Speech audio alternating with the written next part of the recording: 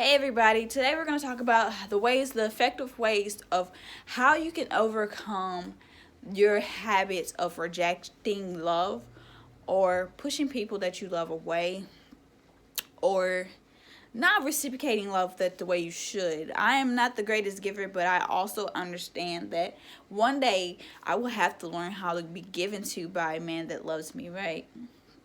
Right. I want a man to always feel, a man I love, to feel that he's able to give to me and I'm able to receive his gift, right? The only thing about gifts that makes them justifiably special is the fact that the person that you love is special to you, and that will simplify specialness in the gift, and that's what makes gifts special, because the person you love is special to you, and that gift is special as well.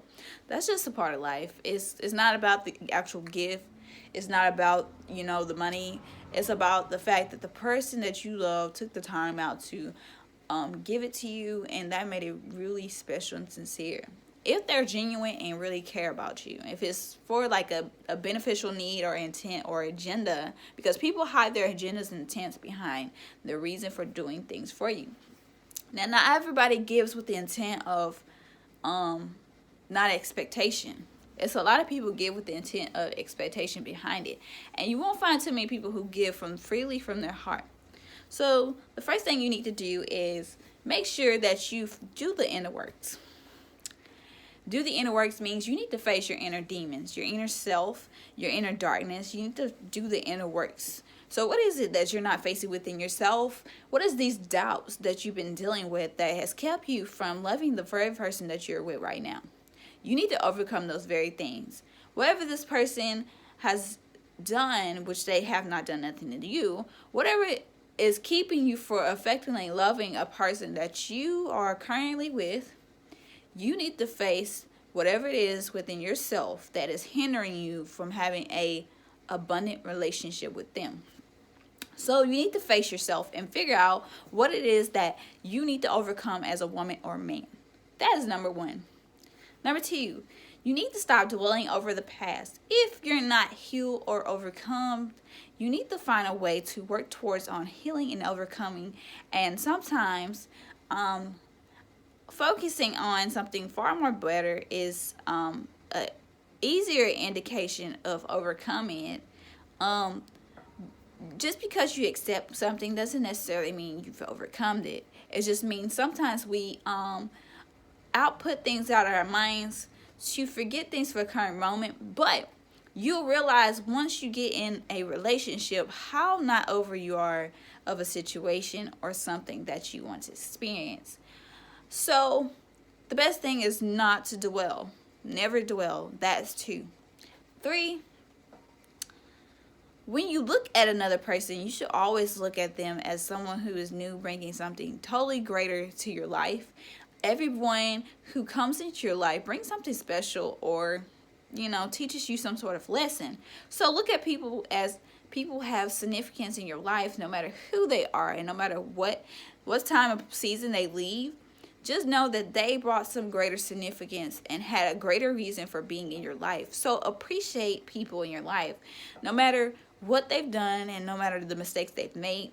I know this is hard to understand for some people, but it's easier said than done, okay?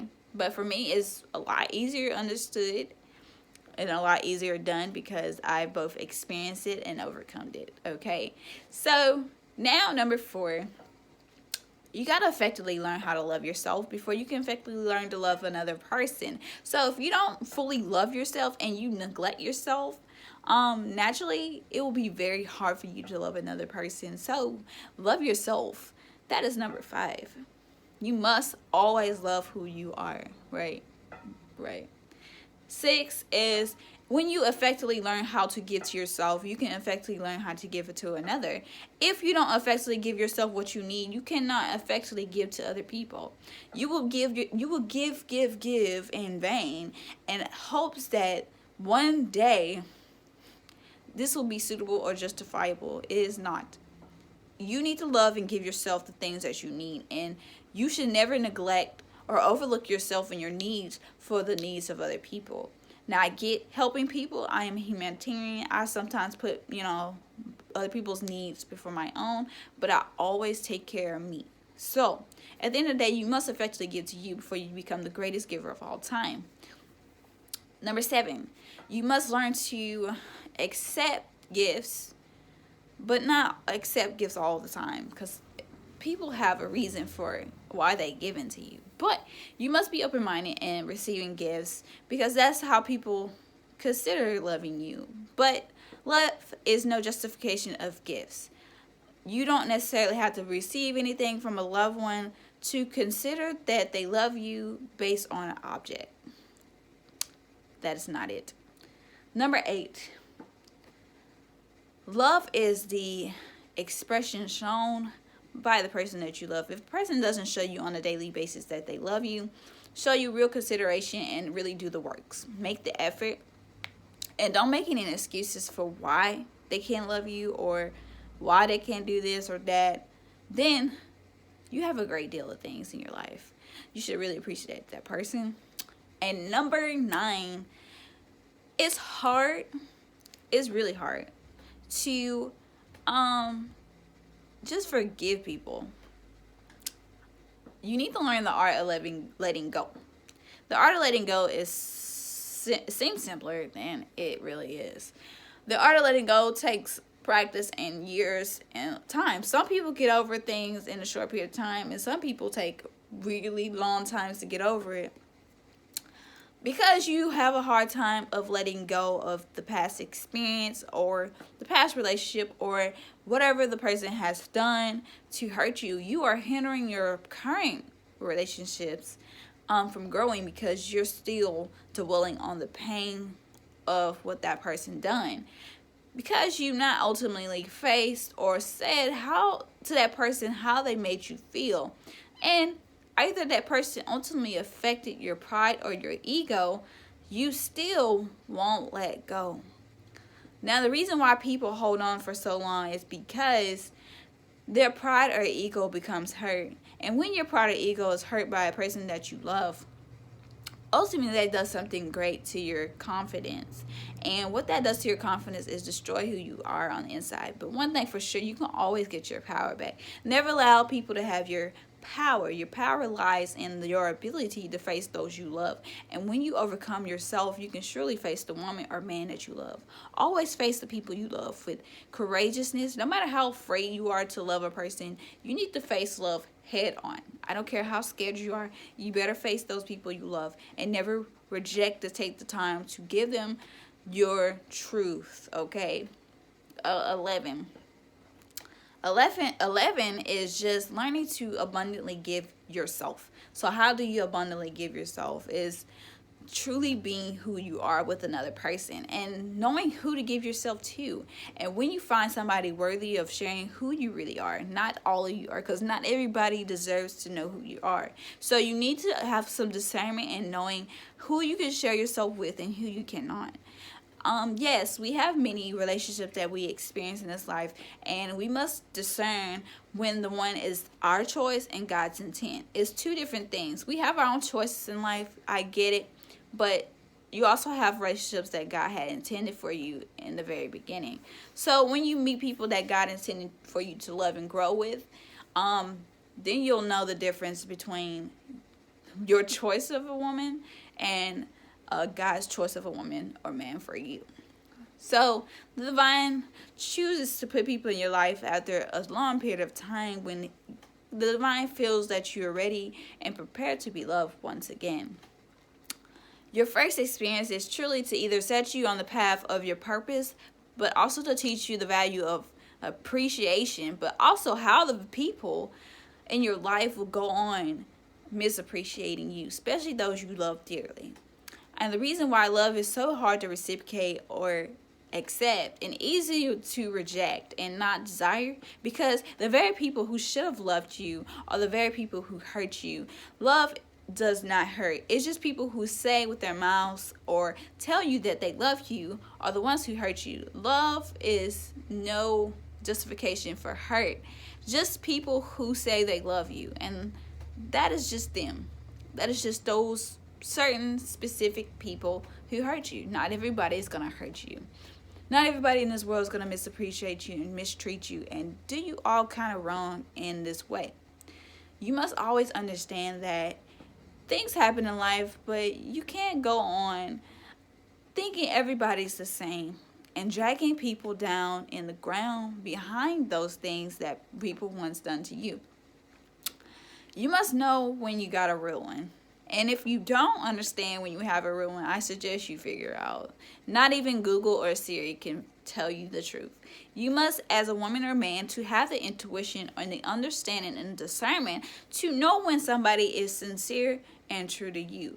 I get it, people do change, but you must understand a person who's willing to make the direst sacrifices for you compared to a person who's just willing to be with you for what you can give.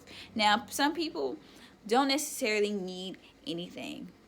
Some people just want you. And when you're able to effectively give yourself is more of the greatest gift that you can give to anybody. When you can effectively give yourself as a woman or a man to another person, giving yourself is more valuable than any justificational gifts. No gift can compare to your value. No gift can compare to your worth. No money you can give your spouse can be the justification of anything.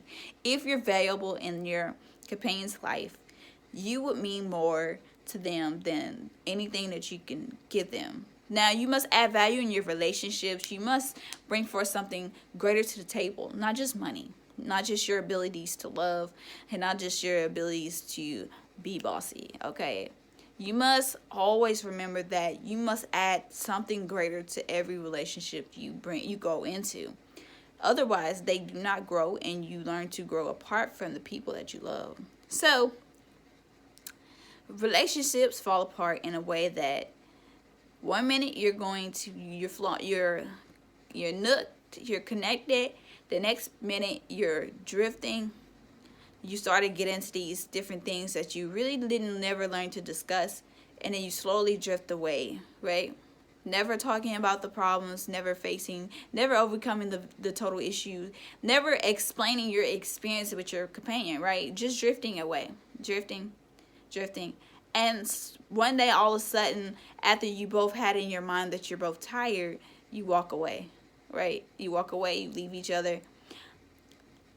There was no growing together. There was no growing, transcending, and building a life. There was a lack of understanding, a lack of communication. So there was a drift. There was a change in directions.